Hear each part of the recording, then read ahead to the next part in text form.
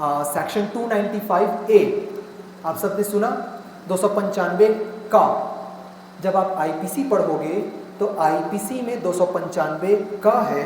अभी जो हमारा नया कानून आया है बीएनएस, भारतीय न्याय संहिता, भारतीय न्याय संहिता में धारा 299 है। अब धारा 299 क्या बोलती है? धारा 299 बोलती है malicious and deliberate act. Deliberate का मतलब होता है जानबूझ करके करना, मैलिशियस का मतलब होता है दुर्भावना पूर्वक, विद्वेष पूर्वक, जानबूझ करके और गलत इंटेंशन से, गलत आचरण से यदि आप किसी व्यक्ति के लिए, किसी व्यक्ति के धर्म के लिए आप कुछ शब्द बोल रहे हो और उसके द्वारा उसको ठेस पहुंचती है तो 299 वहां पर काम करती है। उदाहरण जो देश में घटित हुआ उसे ही आपको बताऊंगा। यदि मैं गलत नहीं हूं तो 2023 में जो इंडियन कॉमेडियन है, आप सब जान रहे होंगे, भारती सिंह के नाम से, सबको मालूम है, उसने हालेलुया का मजाक उड़ाया था।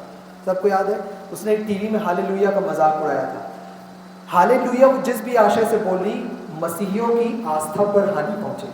पूरे देश में कई जगह पर रिपोर्ट लिखाई गई, तो रिपोर्ट 295 का के अंतर्गत लगाया गया। तो जब भी किसी व्यक्ति का कोई कृत्य, कोई काम ऐसा होता है जिससे किसी की धार्मिक भावनाएं आहूत होती है, ठेस पहुंचती है, तो 299 वहां पर काम करती है। 299 भारतीय न्याय संहिता का, 295 का भारतीय दंड संहिता जो पुरानी आईपीसी थी।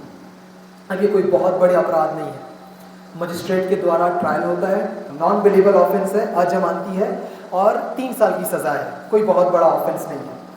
299 में एक बहुत अच्छा केस आपको बता रहा हूँ, इसको आप याद रखिएगा, और ये फेमस भी बहुत है। ये केस है महेंद्र सिंह धोनी का। धोनी को सब जानते हैं, वही महेंद्र सिंह धोनी जो इंडिया का कैप्टन था।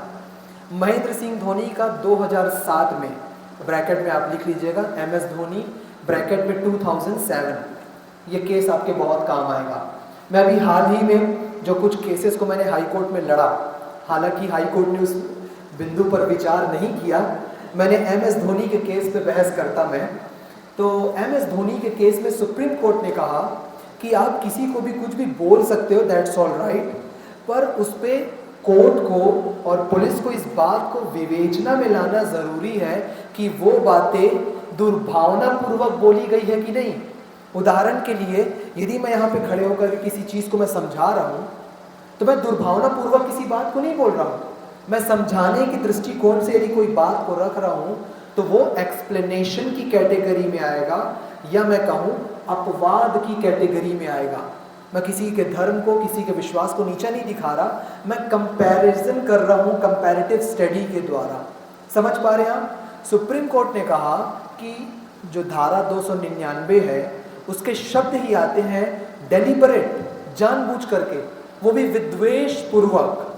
यदि उदाहरण, मैं किसी और का उदाहरण क्यों लूँ, क्रिश्चियंस का ही एग्जाम्पल लेते हैं। एक व्यक्ति क्रिश्चियंस को ही, वो जान रहे कि हालेलुया का मजाक उड़ाऊंगा तो इसको ठेस पहुंचेगी, जानबूझ करके सोशल मीडिया में उसके सामने में हालेलुया का मजाक उड़ा रहे हैं, तो वो दुर्भावनापूर्वक है, जानबूझ करके किया गया कृत्य है कि उसके द्वारा उसकी रिलीजियस भावनाएं, धार्मिक भावनाएं को ठेस पहुंचे। पर यदि मैं किसी चीज़ का विश्लेषण कर रहा हूँ, किसी चीज़ का मैं एक्सप्लेनेशन दे रहा हूँ, तो वो अपवाद है, अपराध की श्रेणी में नहीं आएगा। कोई व्यक्ति ने कुछ बात बोली, जैसे आप देखोगे न्यूज़ वाले क्या करते हैं, विश्लेषण करते हैं।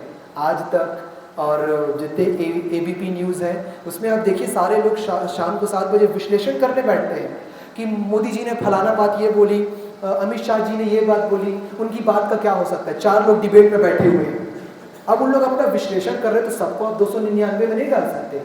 यदि योगी जी यूपी में किसी प्रकार के स्टेटमेंट दिए हैं, किसी भी प्रकार के स्टेटमेंट दिए हैं और उस पर न्यूज़ वाले विश्लेषण कर रहे हैं और अपनी अपनी बातों को रख रहे हैं, तो सबको 299 में आप थोड़ी FIR करोगे। दैट इज द एक्सप्लेनेशन, अपवाद की श्रृंखला में आता है। तो MS धोनी के केस में सुप्रीम कोर्ट बोला कि ऐसा रहा तो फिर पूरे देश के लोगों को आपको अंदर करना पड़ जाएगा, सबके खिलाफ आपको चार्ज बनाना पड़ जाएगा। MS धोनी के केस में बोला कि 299 तभी लागू होगा जब वहां पर विद्वेष पूर्वक, जानबूझ करके किसी समुदाय, किसी के धर्म को नीचा दिखाया जा रहा है, भावनाओं को ठेस पहुंचाई जा रही है, तब वहां पे 299 लगाएंगे, नहीं तो कोर्ट के पास शक्ति है जमानत पर रिहा करके एफआईआर को खारिज करने की शक्तियां हैं।